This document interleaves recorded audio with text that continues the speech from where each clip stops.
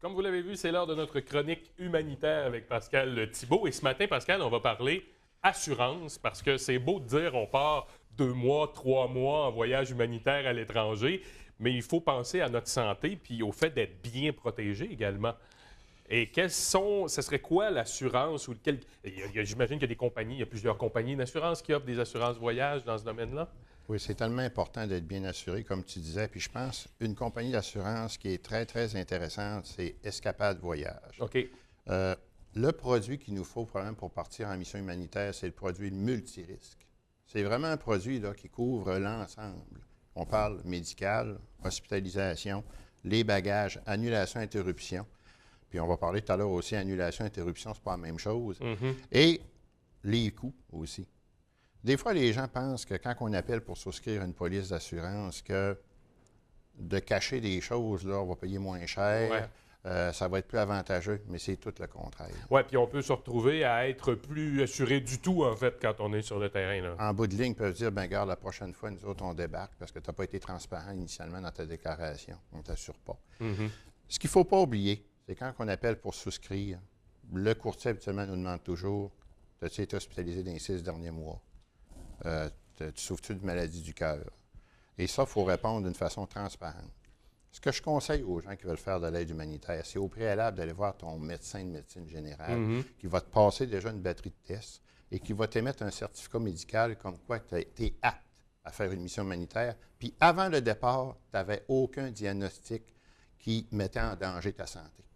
Alors, si vous prenez des médicaments, bien, ça sera inscrit pourquoi, ça fera état de votre condition, donc il n'y aura pas de question, là, ou de surprise pour un assureur là, par la suite. Exact. Et l'assureur ne pourra pas dire non plus, bien, regarde, tu nous l'avais caché, tu ne l'avais pas dit, parce qu'au préalable, il y a eu des examens de passé.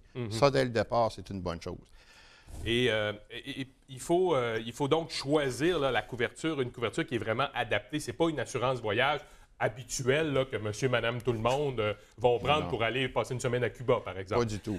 Pas du tout. Puis on sait très bien que si tu tombes malade en Afrique, tu n'es pas bien couvert, il faut que tu payes de ta poche, ça coûte très cher. Oui. L'hôpital général de Yaoundé, j'y ai déjà été, puis il y a des milliers de personnes qui attendent là parce qu'ils n'ont pas d'argent pour payer leurs frais. Sauf que quand tu es un coopérant, tu es quelqu'un qui fait de l'aide humanitaire, tu as une couverture quand même sur le plan médical, on parle d'une couverture de 5 millions. Okay. Hospitalisation.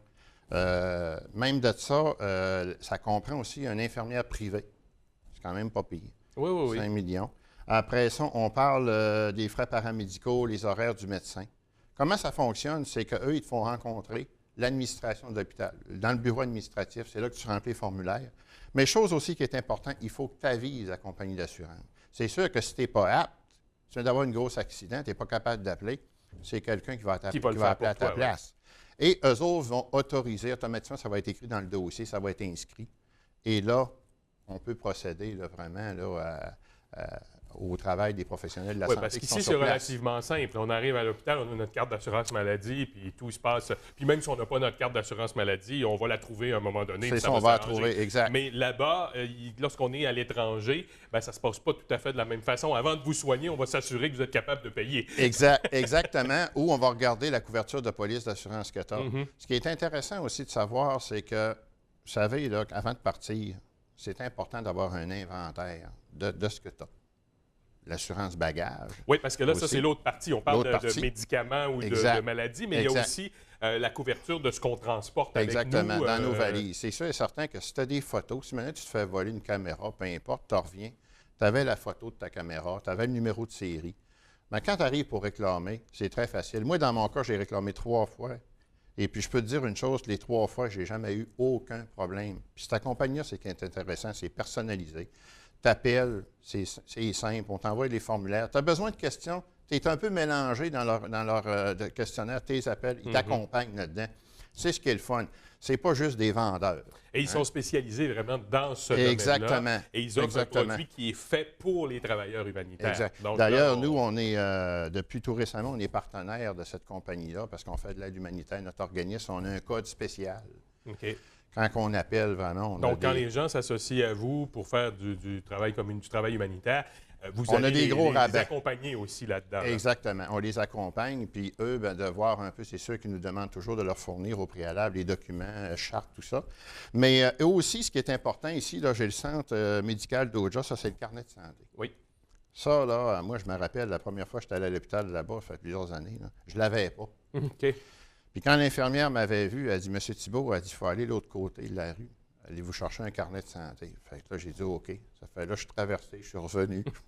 Ça me prenait mon carnet obligatoire. Et là, tu es à l'hôpital, là, donc tu veux C'est pas ça, passer. Ouais, c'est ça. C'est parce que tu es malade. Hein, Et exactement, j'avais ce qu'on appelle l'angine de gorge. OK. L'angine de gorge, là, tu n'es plus capable d'avaler, même pas de l'eau. Ça va pas bien.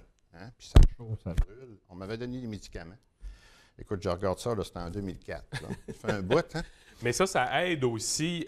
Bon, ça vous le prend pour pouvoir avoir accès aux soins là-bas, mais quand on revient pour notre médecin, pour notre dossier médical ici, c'est important d'avoir ces données-là également. Exactement, parce que si tu es parti un certain temps, tu reviens, puis une année, ce n'est pas encore tout à fait guéri, bien, il y a une continuité qui se fait. C'est pour ça l'importance du carnet, puis même pour les réclamations, c'est très, très, très important de l'avoir aussi. C'est un peu comme une copie, entre guillemets, de votre dossier médical là, que vous traînez avec vous, donc c'est encore plus simple. C'est carrément. Au niveau des coûts, les gens vont dire hey, ça doit coûter cher, une police d'assurance, t'inquiète. Puis moi, il n'y a pas longtemps, c'est ma 5e chronique, puis il y a une jeune fille qui m'a téléphoné. Elle dit, moi, je pars en voyage, puis elle dit, je m'en vais dans le bout du Madagascar. C'est pas à côté, là. On parle de Saint-Indien, dans ce coin-là. Elle dit, tu pourrais-tu me conseiller une bonne police? Elle avait déjà écouté mes chroniques.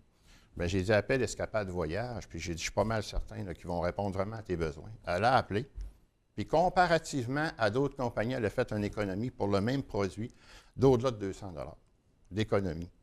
On parle là, pour 3 semaines, là, mettons tu pars 3 semaines au Cameroun, tu es couvert là, des pieds à la tête. On parle de 108 Donc, c'est quand même abordable. Là, si on considère ce que ça peut coûter... vous coûtez personnellement si vous décidez d'y aller sans assurance, par exemple, là, ça serait vraiment très dangereux. Puis peut-être juste, on va revenir, on en a parlé un petit peu au début, on parlait d'interruption ou encore d'annulation de voyage. Ça aussi, c'est assez important de le prévoir parce qu'on a des coûts importants qui sont engendrés quand on part comme ça pour un certain temps à l'étranger. Quelqu'un qui part, puis mettons, il paye son billet, mettons, 1 500 $, c'est sûr que ça va rentrer dans l'annulation. Advenant le cas, avant son départ, je ne sais pas, moi, il arrive une situation vraiment grave, la personne tombe malade, c'est sûr et certain que la compagnie va payer. C'est sûr qu'il y a des conditions. Il y a des conditions, évidemment. Moi, ça m'est arrivé une fois. Une fois, ça a très bien été, puis je vais le dire ouvertement, ça a été public, c'était par rapport à une présence au niveau d'un témoin important en cours. Alors là, c'est clair, je n'avais pas le choix. Et interruption. Interruption, la différence, c'est quand tu es au Cameroun. Mettons qu'un membre de ta famille ici, mettons, est décédé. Puis tu dois revenir là, plus tôt que ce qui était prévu. Exactement. En fait. Là, tu avises la compagnie, eux autres vont payer ton retour automatiquement d'urgence. C'est la même chose. Il y a évidemment là-dedans les rapatriements qui sont inclus également. Donc, si vous êtes hospitalisé là-bas, on doit vous ramener au pays plus tôt. Si vous, évidemment, vous décédez, c'est la pire des circonstances, là, mais il faut en tenir compte également. Donc, on va s'occuper de vous ramener ici également. Donc, tout ça, c'est prévu là, dans ces assurances voyage-là. Puis ce qui est le fun, c'est que les bagages, c'est illimité. OK. On s'entend qu'habituellement, quand on se fait, par expérience, quand on se fait voler des choses, c'est drôle à dire, mais c'est toujours dans notre petite valise de cabine. Oui. Parce qu'on la traîne tout le temps avec nous autres à l'aéroport. Des fois, par mégarde, on la laisse là. Moi, ce que je conseille aux gens, c'est de mettre des cadenas.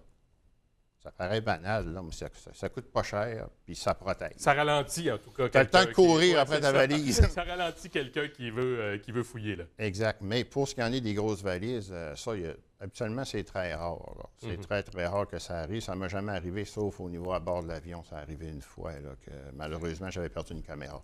Donc, on est d'accord, là, c'est vraiment important, ce genre de choses-là. Il ne faut pas penser à côté. C'est un des éléments les plus importants lorsqu'on planifie son voyage, de penser assurance voyage. Exactement. Quand on fait du tourisme, normalement, bon, on se dit « Ah, je suis déjà couvert, il n'y a pas de problème, tout ça ». Mais là, quand on parle d'humanitaire, qu'on est à l'étranger, dans des endroits où les systèmes ne fonctionnent pas aussi bien que chez nous, il faut vraiment penser à cette assurance voyage. Puis j'invite tout le monde, aussi ceux-là qui veulent vraiment avoir plus d'informations. Il y a M. Christian Adam, qui est justement un représentant de la compagnie au 1-800-564-2042, qui, lui, va se faire un plaisir vraiment d'évaluer un peu où vous allez, à quel endroit, Et puis eux autres, ils regardent les risques aussi. Là, quand même, si tu t'en vas d'un endroit où, bon, genre l'État islamique est omniprésent, c'est clair que, tu sais, il va y avoir une surprise. On va peut-être vous déconseiller d'y aller. Oui, c'est ça d'abord. Mais si tu veux y aller quand même, il y en a malgré tout qui vont. Un petit peu plus cher. Mais la prime va augmenter un peu. C'est ça. Mais je peux vous dire une chose que, personnellement, là, à toutes les fois que j'ai eu affaire avec eux, ça a toujours été une belle expérience. Toutes les fois que j'ai eu à réclamer, ça s'est bien passé. Et puis, faire un voyage humanitaire bien protégé, c'est important. Bien, ça va être notre conclusion pour ce matin. Merci beaucoup d'avoir été avec nous, Pascal Thibault. Merci. Et puis, on vous retrouve bientôt pour une autre chronique On humanitaire. a une paire de billets aussi. Oui, c'est vrai. Vous me l'avez. C'est écrit en gros sur ma feuille en plus. Allez-y, on a une paire de billets à faire tirer. La première personne qui va appeler à la station va se remporter une paire de billets pour notre spectacle bénéfice qui aura lieu le vendredi 16 juin avec nul autre que Cynthia Harvey. C'est le 544-0403. Exactement. Vous l'avez parfaitement. Donc, premier appel, 544-0403 pour participer à ce spectacle bénéfice. Merci beaucoup. Je voulais juste vous dire, la prochaine chronique humanitaire, on va parler quoi mettre dans nos valises. Oh! Là, c'est important. On disait tout à l'heure, on a beaucoup de bagages quand on part comme ça, mais il faut savoir restreindre aussi. Là. On ne peut pas partir avec... Parce qu'il y a les excédents qui coûtent cher du kilo. Oui, c'est ça. Exactement. À bientôt, Pascal Thibault. Merci. Merci, bye-bye.